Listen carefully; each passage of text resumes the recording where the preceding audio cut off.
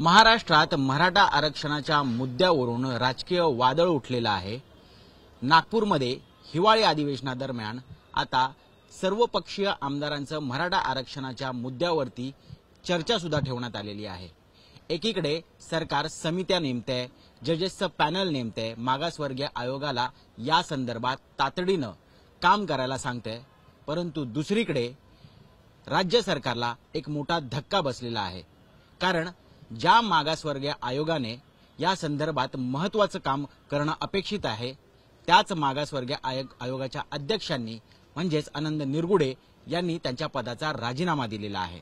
इतकंच नाही तर सरकारने तो राजीनामा स्वीकारला सुद्धा आहे आणि कुठेतरी मराठा आरक्षणा संदर्भात जी काही प्रक्रिया सरकारकडनं सुरू आहे त्याला खीळ बसली आहे का, असा प्रश्न या निमित्तानं उपस्थित होतोय।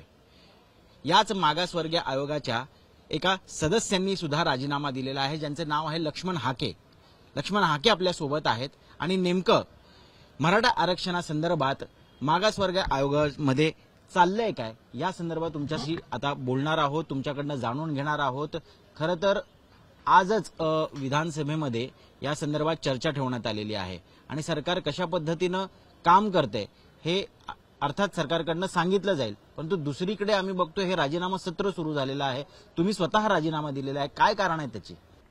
खरं तर मराठा समाजाच्या बॅकवर्डनेसच्या बाबतीमध्ये राज्य मागासवर्ग आयोगाला एक TOR प्राप्त झालेला होता। हा TOR टर्म ऑफ रेफरन्सेस, मग हा TOR प्राप्त झाल्यानंतर त्या TORचा अर्थ लावत असताना राज्य मागासवर्ग आयोगाच्या काही सदस्यांमध्ये मतभेद झाले। मतभेद असू शकतात, जिथं पॅनल असतं, जिथं न्यायिक सिच्युएशन असते, जिथं न्याय दिला जातो, न्यायाच्या बाबतीमध्ये संशोधनात्मक अभ्यास केला जातो, तिथं मतभेद हे असतातच। परंतु मतभेद असून त्याच्याही पलीकडे जाऊन शासनाने आम्हाला काही लिमिटेड स्कोपमध्ये तुम्ही हे मागासलेपण तपासा। लिमिटेड स्कोप म्हणजे काय? फक्त मराठा समाजाचंच मागासलेपण तपासा। त्याच्याही पलीकडे जाऊन आमच्या सदस्यांच्या मनामध्ये अशी भावना होती की मग कुणबींचं तपासायचं का, कुणबी मराठा कुणबींचं तपासायचं का, मग लेवा पाटलांचं तपासायचं का, किंवा मग मराठा समाजाचं मागासलेपण जर आपल्याला तपासायचं असेल तर मग या महाराष्ट्रामधली टोटल महाराष्ट्रामध्ये की वेगवेगळ्या प्रवर्गामधून रिझर्वेशन पॉलिसी राबवल्या जातात, वेगवेगळ्या प्रवर्गामधून काही सामाजिक न्यायाच्या योजना राबवल्या जातात।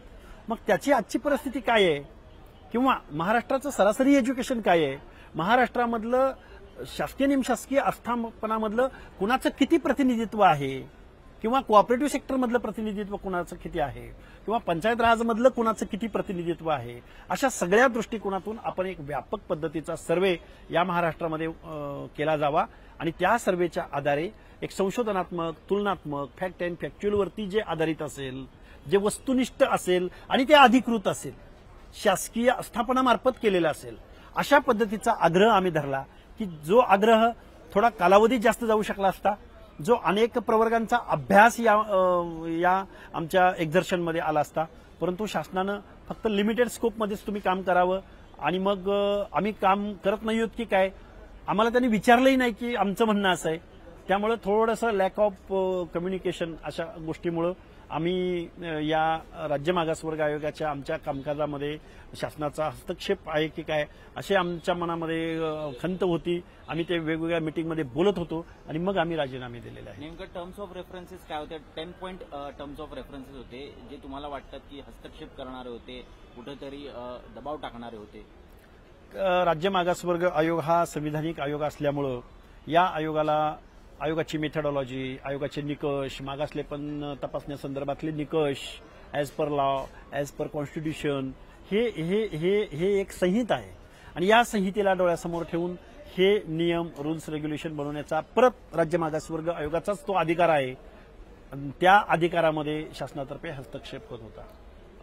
यामध्ये जे हस्तक्षेप करणारे लोक होते ती नेमकी कोण होते असं वैयक्तिक बोलता येणार नाही, परंतु शासनाच्या प्रशासनाच्या माध्यमातून आम्हाला एवढंच तुम्हाला करावं लागेल वगैरे वगैरे असं, पण याच्याही पलीकडे जाऊन राज्य मागासवर्ग आयोग जे काम करतंय त्या कामावरती कॉन्सन्ट्रेशन करण्याऐवजी, यंत्रणा उपलब्ध करून देण्याऐवजी तुम्ही कुठपर्यंत काम झालेलं आहे, काय काम झालेलं आहे ह्याचे एक ज्या काही गोष्टी व्हायला हव्या होत्या, वेळ दिवसामागून दिवस जात होते, महिन्यामागून महिने निघून जात होते, तर ह्या गोष्टी पुढे सरकतच नव्हत्या। आणि मग अशा सिच्युएशनमध्ये राज्य मागासवर्ग आयोगाकडून तुम्ही एक वेगळ्या अशा जी की क्युरेटिव्ह पिटिशनसाठी तुम्हाला इन्फॉर्मेशन लागणार आहे, क्युरेटिव्ह पिटिशनसाठी राज्य मागासवर्ग आयोगाच्या रिपोर्टचा लॉजिक म्हणून तुम्ही त्या न्यायालयासमोर त्याची मांडणी करणार आहात. पण ते करत असताना इकडं मात्र वस्तुनिष्ठ अभ्यास तुमच्याकडून करू दिला जात नाहीये किंवा तुमच्याकडून काही गोष्टींचा आग्रह धरला जातोय. या गोष्टी आमच्या स्वायत्ततेवरती अतिक्रमण करणाऱ्या होत्या.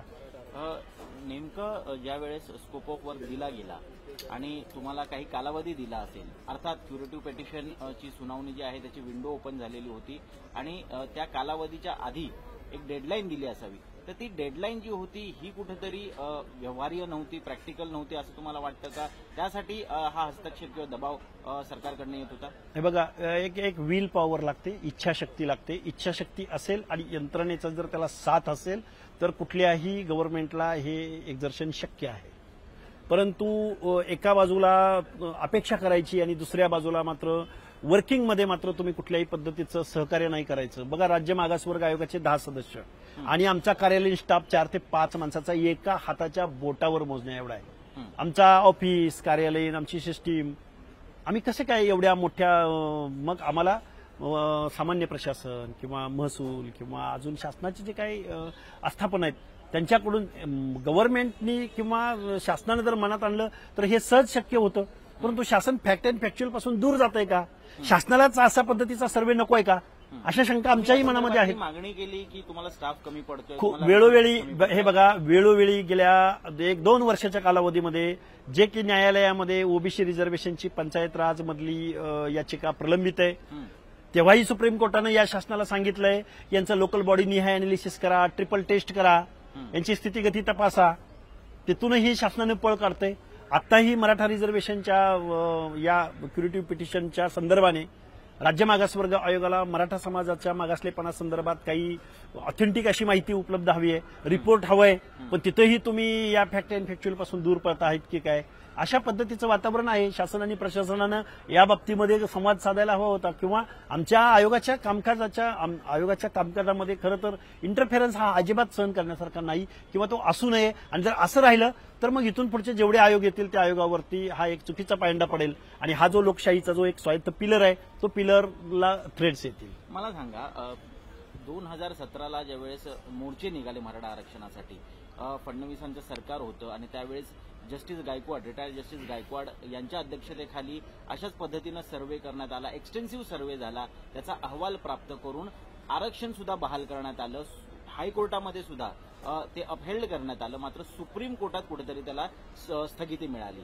मग जस्टिस गायकवाड यांच्या अध्यक्षतेखाली मागासवर्ग आयोगाने जो क्वांटिफायबल डेटा आयडेंटिफाय करून इन्व्हेस्टिगेट केलेला होता, एवढा मोठा आधार असताना पुन्हा नव्यानं फ्रेश डेटा तुम्हाला जर करायला सांगत असतील तर मला असं वाटतं की पुन्हा राईट फ्रॉम स्क्रॅच काम करण्याची गरज नसावी.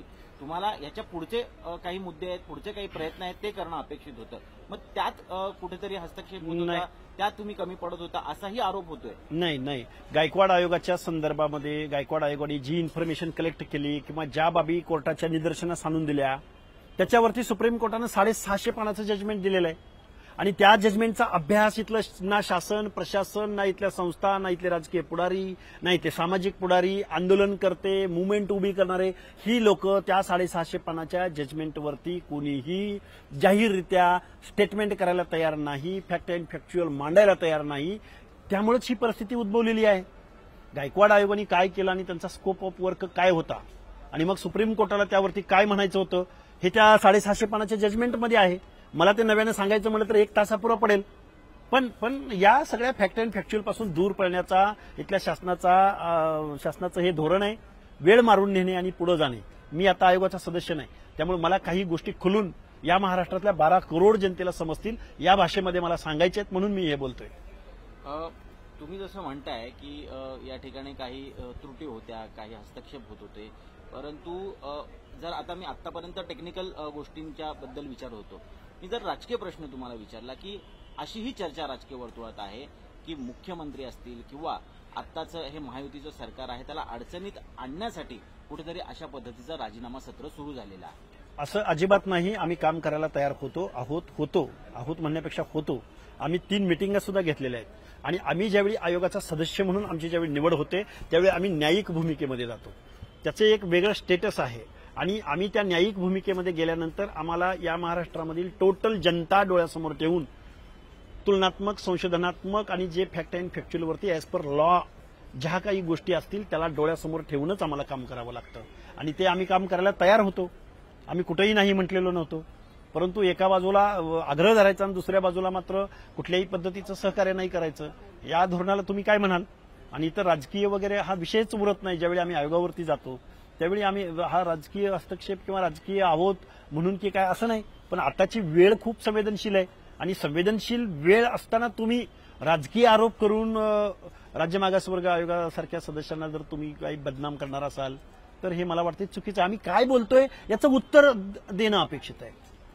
हा प्रश्न विचारण्यामागचं कारण हे होतं की सत्तेमध्ये असणारे वरिष्ठ नेते आणि मंत्री छगन भुजबळ यांचं वक्तव्य आहे की कुठेतरी आता सर्व समित्या ज्या आहेत, सर्व आयोग जे आहेत हे पूर्णपणे मराठा आरक्षणासाठीच काम करतायत की काय असं आम्हाला वाटायला लागलेलं आहे. हा गंभीर आरोप आहे. एका मंत्र्याने सरकारला अशा पद्धतीनं घरचा आहेर देणं, यातनं प्रश्न तो उद्भवणार नाही. तुम्ही म्हणता ते तो छगन भुजबळ साहेबांचा ते मोठे नेते आहेत, क्राऊड खूप मोठा क्राऊड त्यांना फॉलो करतो, तो त्यांचं ते मत असू शकतं. परंतु आम्ही ज्यावेळी आयोगाचे सदस्य म्हणून किंवा आम्ही ज्यावेळी अशा एका जबाबदारीच्या पोस्टवरती काम करत असताना आम्हाला महाराष्ट्रामधला आता समजा ओबीसी VJNT मधला प्रवर्गातला जे हॅबिच्युअल अफेंडर्स ऍक्ट अन्वये आजही गुन्हेगार जाती म्हणून त्यांना संबोधलं जातं. आजही या गुन्हेगार जमातींना पारधी असतील, बेरड रामूश असतील, कंजारभाट असतील, गावगाड्यातला मसन जोगी असेल, गावगाड्यातला वासुदेव जोशी पिंगळा असेल, गावगाड्यातला नाथपंथी डवरी गोसावी असेल, आजही त्यांना या पुरोगामी महाराष्ट्राच्या या समाज व्यवस्थेमध्ये एखाद्या गावामध्ये 2 ते 3 दिवसाच्या पलीकडे राहण्याची मुभा सुद्धा इथली व्यवस्था देत नाही. त्यांना ना नल से जल मिळत नाही. त्यांच्या महिलांना स्वच्छता गृह उपलब्ध होत नाही. त्यांना एक घर आपण उपलब्ध करून देऊ शकत नाही. त्यांना आपण आरोग्याची सुविधा उपलब्ध करून देऊ शकत नाही. या महाराष्ट्र शासनाच्या एज्युकेशन सिस्टीम मधलं गळतीचं प्रमाण, जो कट ऑफ या ओबीसी VJNT मधल्या लोकांचा आहे, त्या सामाजिक न्यायाच्या योजना त्यांच्यापर्यंत का पर्क्युलेट होत नाहीत, त्यांच्याकडे बजेटरी तरतूद का होत नाही, आरक्षणाचं संरक्षण नाहीये का? संरक्षण नाही असंच म्हणावं लागेल. कारण शासन ऑडिट पासून दूर पडतंय, सोशो इकॉनॉमिकल सर्व्हे पासून दूर पडतंय.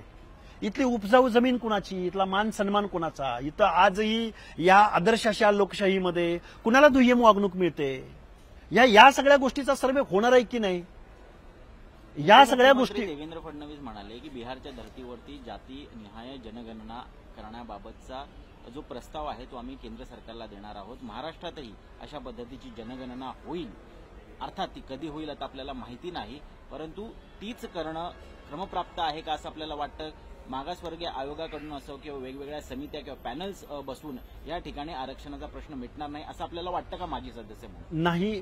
मला परिस्थिती बिहारनी सुद्धा जातनिहाय सर्व्हे नाही केलेला, जातनिहाय सेन्सस वगैरे नाही झाला. तो सेन्सस करण्याचा अधिकार तो सेंट्रल गव्हर्नमेंटचा आहे, त्याच्यामध्ये कुठलेही स्टेट हस्तक्षेप करू शकत नाही. परंतु सोशो इकॉनॉमिकल सर्व्हे होणं अपेक्षित आहे. कारण जातनिहाय जनगणनेचा 1948चा सेन्सस ऍक्ट आहे, त्या अन्वये या देशामध्ये कुठल्याही घटक राज्याला असा सर्व्हे करण्याचा, कास्ट सेन्सस करण्याचा अधिकार नाही. परंतु सोशो इकॉनॉमिकल सर्व्हे तुम्ही करू शकता, सोशो इकॉनॉमिकल तुम्ही स्टडी करू शकता आणि त्या स्टडीद्वारे त्या योजना परत रिफॉर्म करू शकता, त्याचं ऑडिट करू शकता आणि त्या लाभार्थ्यांपर्यंत तो लाभ कसा पोहोचावा या दृष्टिकोनातून एक लोककल्याणकारी, लोकशाहीमधलं जबाबदार सरकार म्हणून या गोष्टीवरती तुम्ही कामच करत नाही आहोत.